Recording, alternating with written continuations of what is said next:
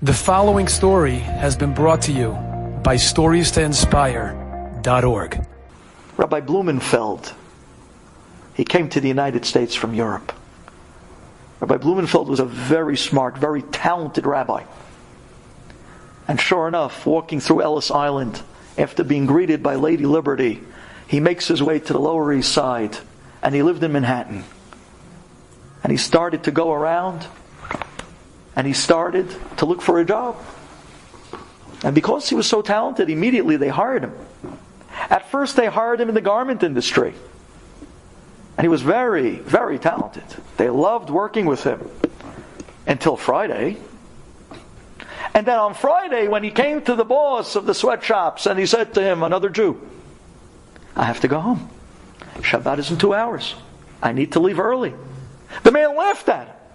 Shabbat? In America? You plan to keep Shabbat here? There's no Shabbat in America. That was back in Europe. Here in America, it's a golden Medina. There's only gelt. There's only money here. There's no religion here. Yeah, golden Medina. I got to shut off my phone. Hang on 1 second, ladies. I'm sorry.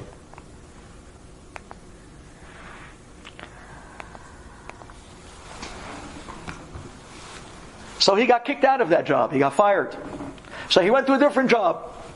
He actually was very good with his hands. So he went to become a carpenter. And he was working with a whole group of men.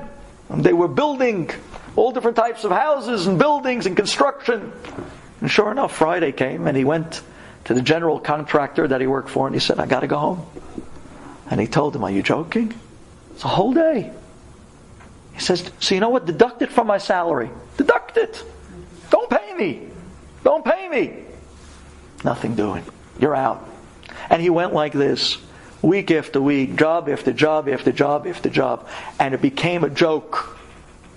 It hurt, but it was comical. Where he'd come home every Friday and his kids would ask him, Tata, Daddy, what job did you get fired from this week because of Shabbat? And he would tell them. And he would dance with them. And he would say, look what we're doing. We're keeping Shabbat under such sacrifice. But we're showing Borei Olam that we believe in Him and no one else.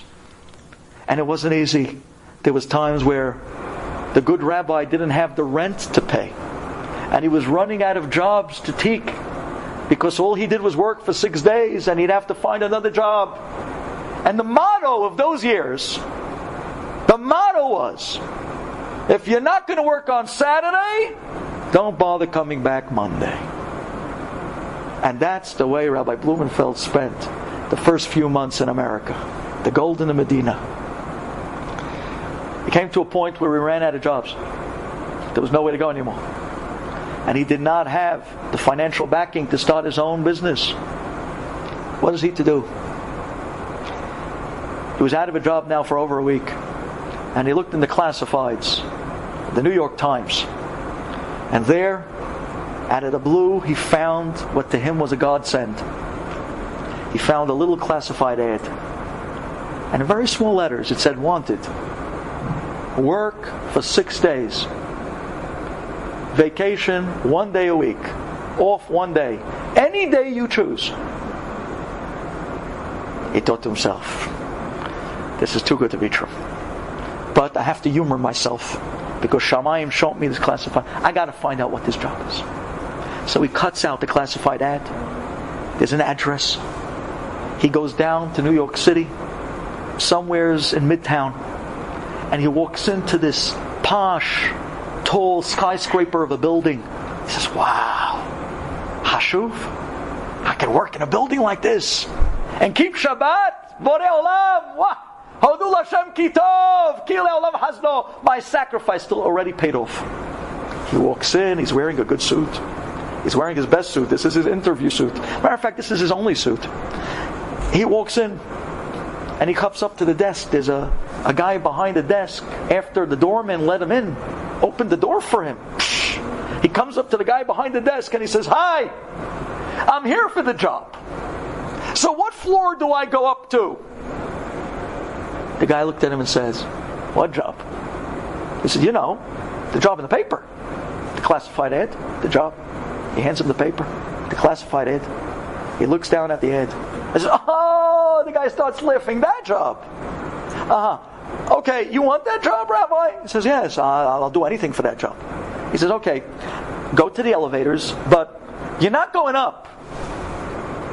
You're going down. He says, down? I thought this was the ground floor. He says, no, you're going down to the basement. He says, did you ever hear of the basement rats? He says, I've heard of rats in basements. No, he says, no. The basement rats. He says, no.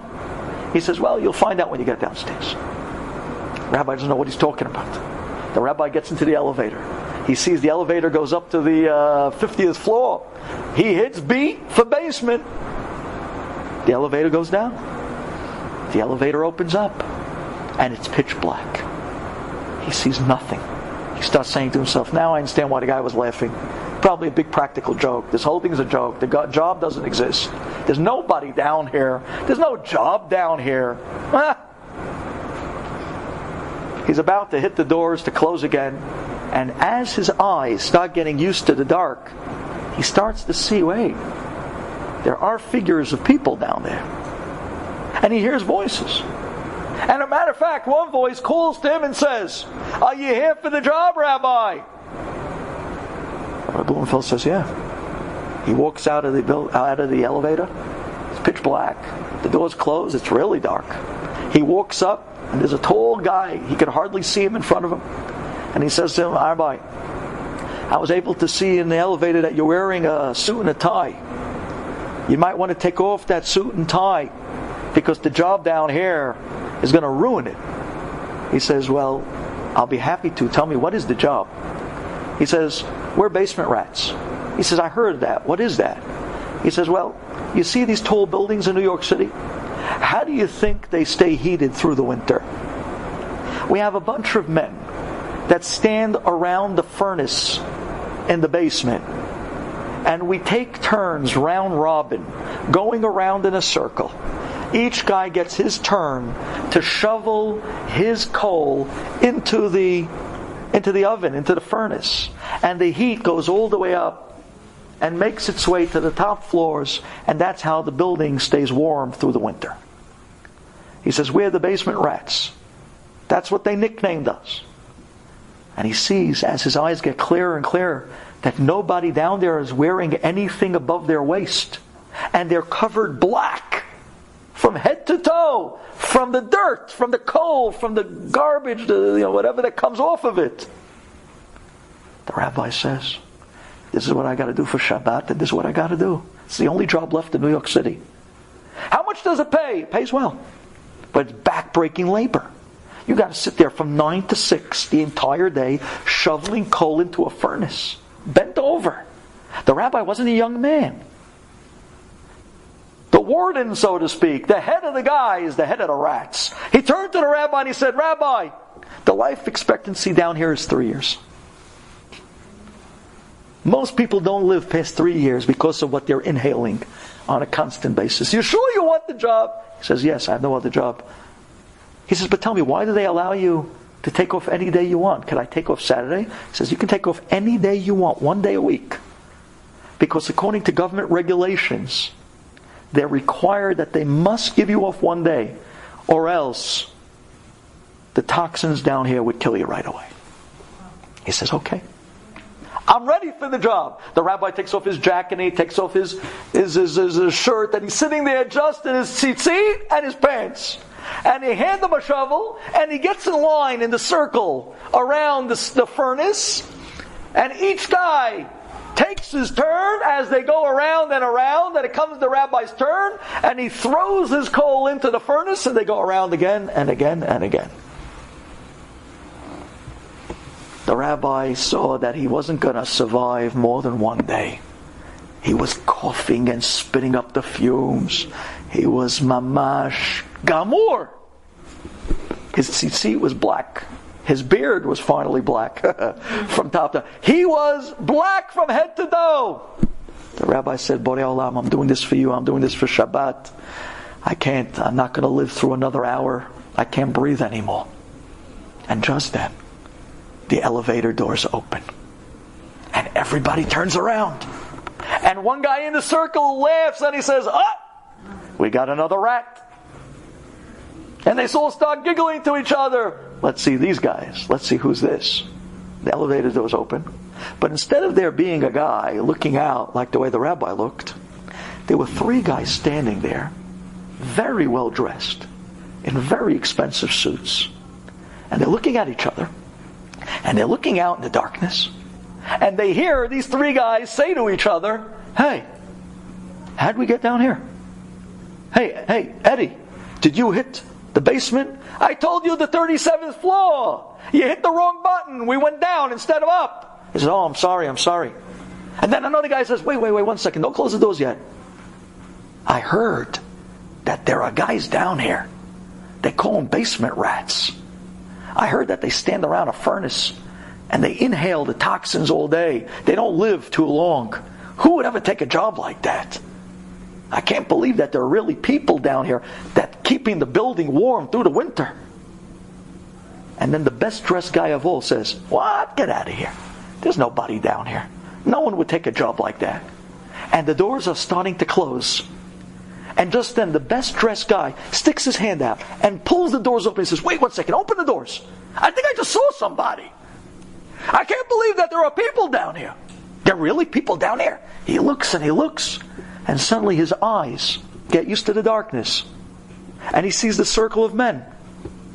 And who does he point to?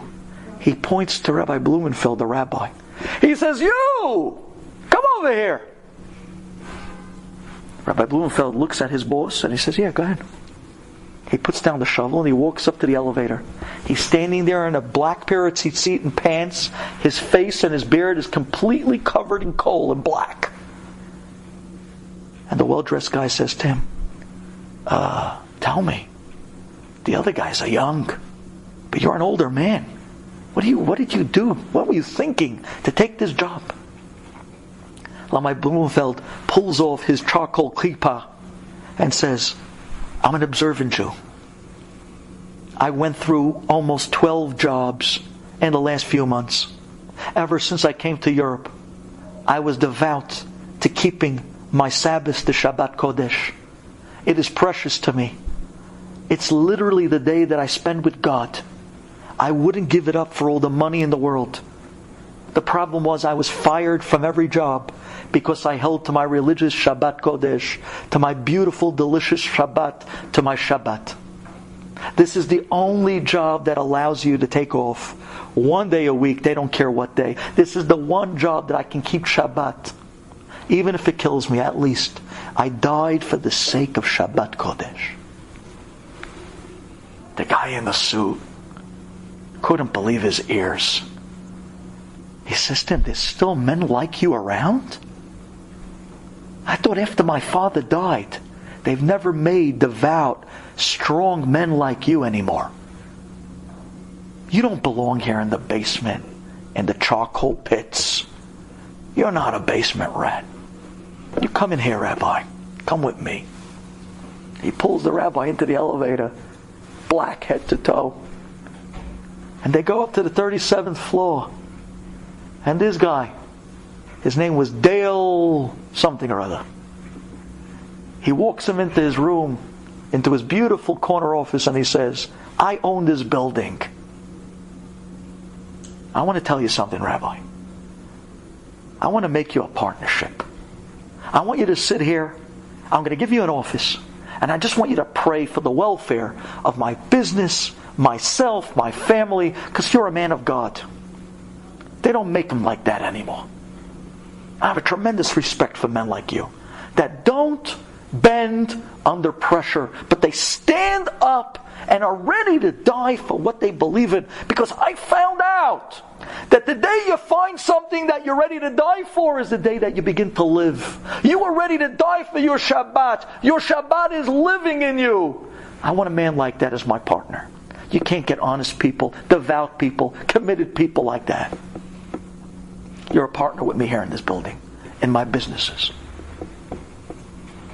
Now, rumor has it that amazing partnership later on became the legendary, well, it's Rabbi Blumenfeld and this guy Dale. It was Bloomingdale's. That was the building but I checked it up online, and in truth, Bloomingdale's was an English guy, so we're going to leave that legend. It's a great ending to a story that I don't know if it's true or not, but the story is. And Rabbi Blumenfeld became a partner in this building. He became incredibly wealthy in the garment industry, which is what this guy worked in, and his real estate. And one of those big buildings today started from a Shabbat story of somebody that believed in what Shabbat is the blessing of every Jew and the Jewish people. As long as there's a Shabbat between a Friday and a Sunday, we have the promise that Hashem will always be there for us and protect us. We have the blessing of Shabbat. Our children become Talmidei Chachamim through her Zemirot. Our families, our Shalom Bayit, grows and flourishes through the candles of her light. Our homes get blessed week after week because of not just the Brit Ben Abitarim, but the secret behind it all, our Shabbat Kodesh. Ilmale, if not, if only we could bring another Jew, one Jew, back to a Shabbat Kodesh. That Jew can be a family member. That Jew could be our own husbands, our kids, ourselves. That we saved an entire world. Because Shabbat was literally the gift that the Jewish people have gotten. This is going to be the bridge to the final redemption, the Karob B'Yamenu, where Hashem is going to step up as He promised on the Brit Ben Abitarim and watch over the Yonah of Klal Yisrael b'zchut Shabbat Kodesh. Enjoyed this story? Come again. Bring a friend. StoriesToInspire.org